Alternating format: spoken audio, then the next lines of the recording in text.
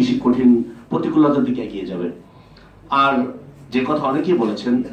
দেখেন দ্বিতীয় বিশ্বযুদ্ধের পরে বিশেষ করে নাজি বা নাৎসি যেটাই বলা হয়, হিটলারের ইতিহাস অনেক লম্বা দীর্ঘায়িত, কিন্তু তাদেরকে দোষী প্রমাণ করার পরে আজ পর্যন্ত ইউরোপের কোথাও যদি সেই নাৎসিদের চিহ্ন যদি কেউ আঙ্গুলেও দেখায়, তাহলে তাকে জেলখানায় নিয়ে যাওয়া হয়। আমরা 2008 সাল থেকে দেখেছি, 8 সালের পর থেকে গত 16টা বছর বাংলাদেশে যেভাবে অসংখ্য মানুষকে হত্যা করা হয়েছে, গুম করা হয়েছে, ভিন্ন মতকে দমন করা হয়েছে, আলেমুল আমাদেরকে বিভিন্ন ট্যাগ দিয়ে জঙ্গি, উগ্রবাদী এবং হেফাজতের এই সমাবেশে যেভাবে রাতের অন্ধকারে বাতি নিভিয়ে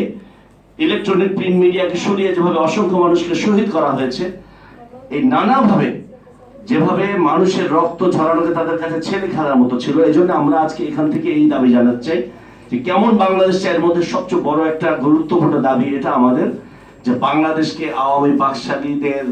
নির্যাতন শোষণের হাতে ভবিষ্যতে যেন কখনো আর পড়তে না হয়, সেজন্য আওয়ামী মুক্ত বাংলাদেশ চাই। প্রত্যেকের গণতান্ত্রিক অধিকার আছে, রাজনীতি করবে, কিন্তু এমন কোন অধিকার কারণে যে বাংলাদেশের মানুষকে নিজের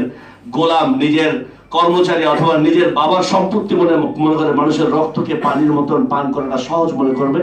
এমন কোন রাজনীতিবিদ